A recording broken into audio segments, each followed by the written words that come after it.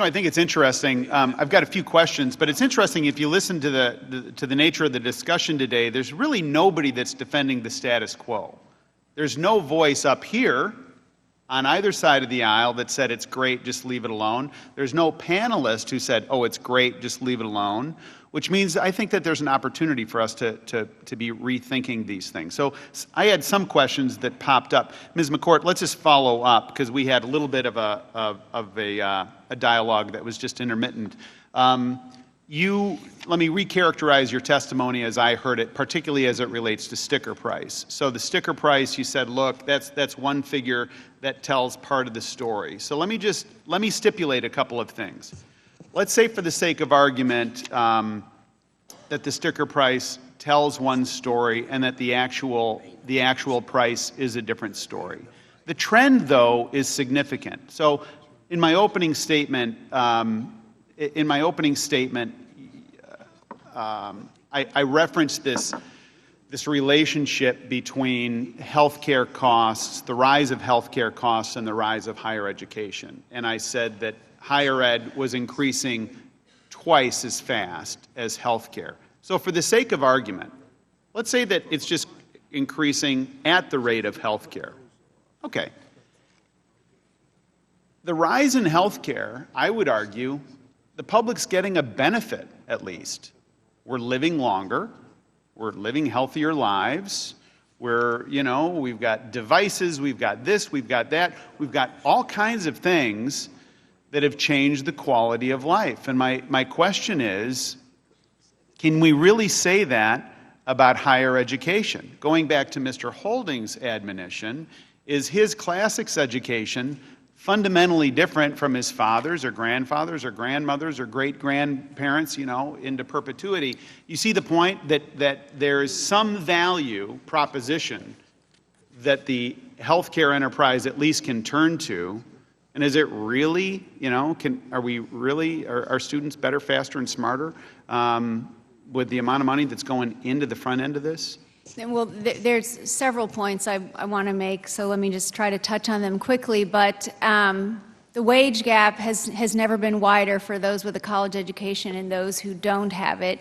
There are many benefits. There are the direct benefits, and then when you think about societal health, there are all kinds of benefits when you study those with college educations and those without. So I would venture to say, yes, there are extreme benefits. I'd also say that the classics education, maybe the book you are reading is the same, but there are many things that are happening in institutions of higher education that are wrapped around the classics education. There is technology in the classroom. There's technology in the books. There's technology across the campuses. There are career and advising services that have not been there before. So there are many additive costs that since when I'm a classics I'm an economics degree as well, so not classics, but liberal arts. And when you think about society, and we've talked about, other countries and advances they're making, if we don't think the advances in research and technology, innovation is the way of the future. A lot of that innovation is happening on college campuses. So yes, there is an... Okay, so you'd make an argument there. Mr. Hartle? Just an observation. Your chart is actually net cost of attendance over time. So it would be tuition and fees, room and board, books and supplies for students who live in university housing, which is only about 15% of all students.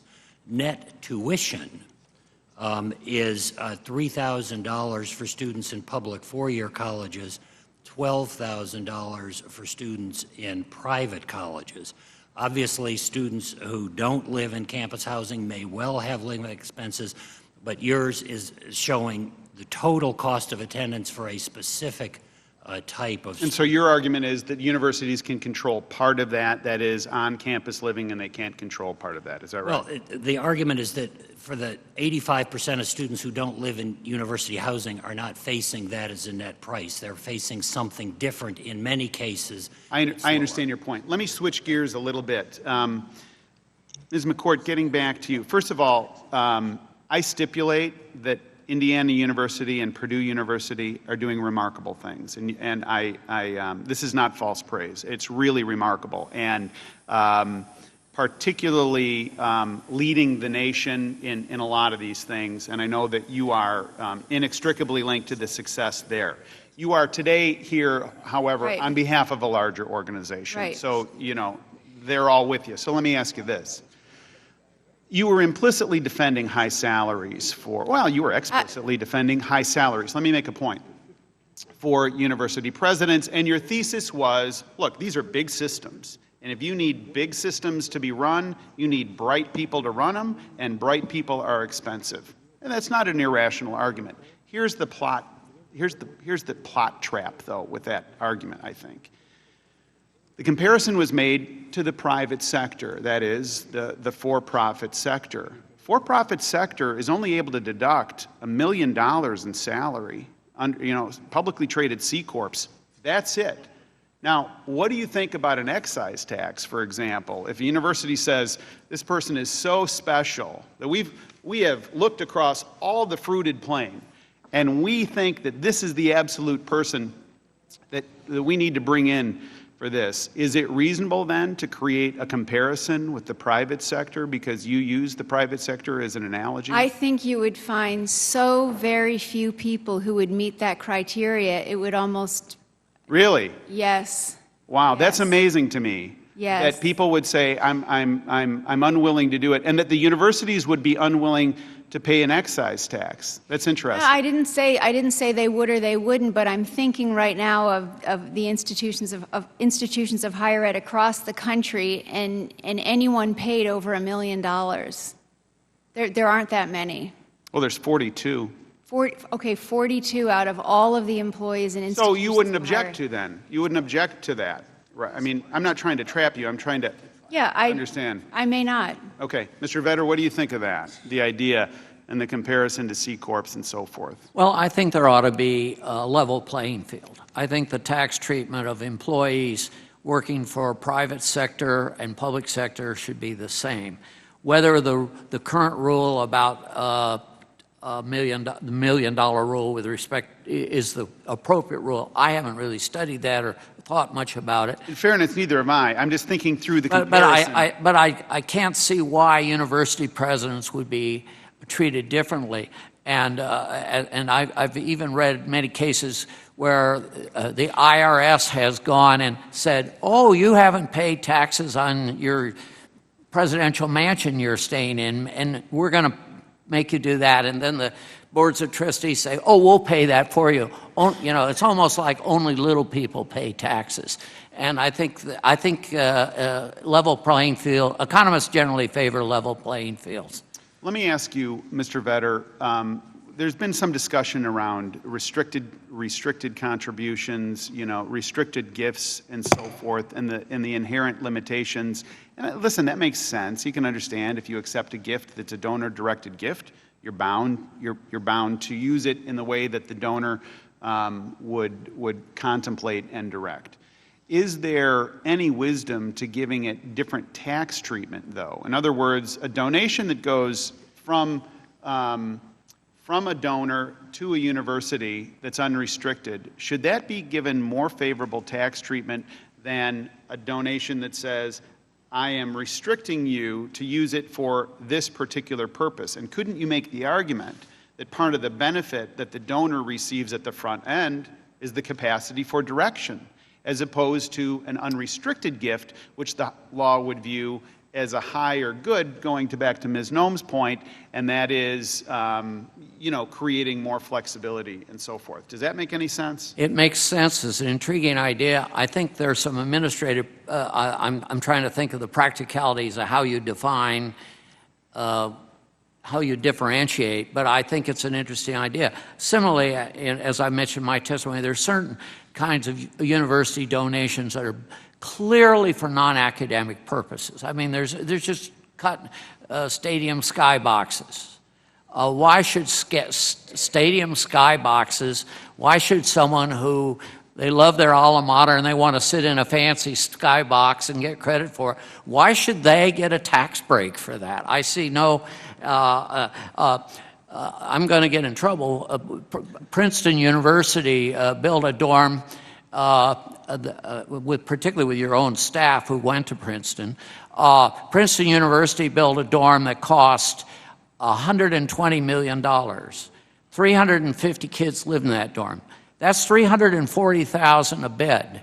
Meg Whitman made a big part of the gift, a major corporate donor. She probably got, I don't know, at least a $10 million deduction for that to provide a facility that costs more than a typical resort built by a man who's running for president now, who will remain nameless. So it seems to me that there's a lot of frivolity, a lot of reason to look into the nature of the gifts, and that may mean to do what you're suggesting. I haven't really thought it out fully. Okay.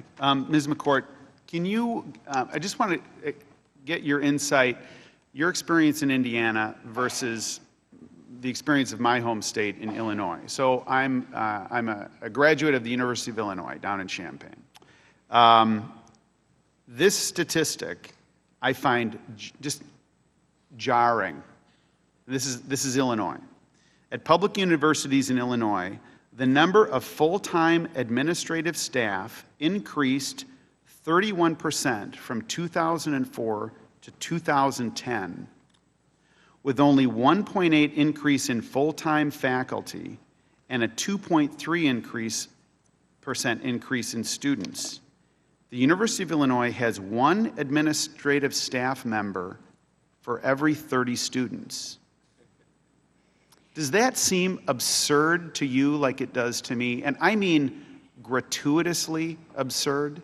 Well, I don't want to comment on that. I can tell you at Indiana University, the trend is exactly the opposite. Over the past decade, we've seen a 14% increase in academic staff and a 3% increase in administrative staff. When I take that back to fiscal year 4 to 11, and then the years 11 to 14, administrative staff has actually gone down 2%, while academic staff has gone up 3%, for a net change of 0. Is that in Indiana, or is that? That's at Indiana. I mean, head count. But to your earlier point, you've got a good life today because you can argue in the alternative. When you want to put on your Indiana cloak, you do. And but what I think to the earlier point, this is why we need to bring business people to higher education to focus on these metrics and. Is that true though? Or those statistics nationwide statistics, or those? I think you're seeing a very large trend and we are now approaching this bubble of people retiring out of higher education. There's just a lot of retirements. Okay, and so as they retire, they're not getting hired back on the administrative side. Put on your cloak of the organization now. Yes. So you're out of the safe zone of Yep. Indiana. Yep. And you got the whole team. Yep. In 2012, Sterling Partners and Bain & Company wrote a report, which I'd like to enter into the record with no objection, that administrative costs, quote, have grown faster than the cost of instruction across most campuses. In no other industry would overhead costs be allowed to grow at this rate. Executives would lose their jobs, end of quote. The Department of Education data shows that administrative positions, that is non-teaching, at colleges and universities grew by 60% between 1993 and 2009. That's indefensible, isn't it? Well, I think you need to get below of how they're defining administration, because outside of my cloak of Indiana University, non-teaching, there is much support staff being hired everywhere.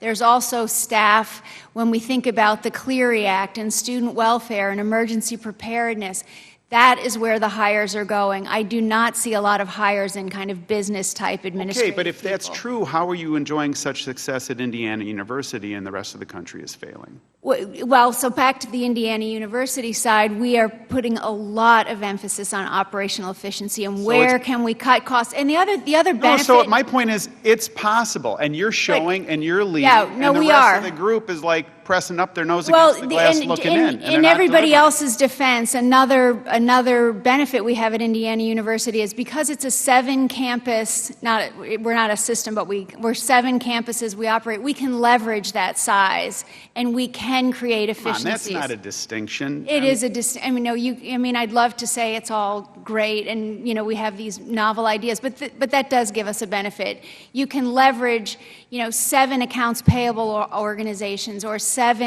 student services. We took all student services. There's many systems I know. across the country. You're seeing Nice try. God bless you. A for effort. Everyone is focused on it. Right, I get it. But your presence here today and your ability to describe what's happening at Indiana University, to which I give you credit and I admire, and what we know Governor Daniels is doing at Purdue and something, is the exact reason that there is an incongruity. And what's happening at my home state is lagging compared to what you're doing.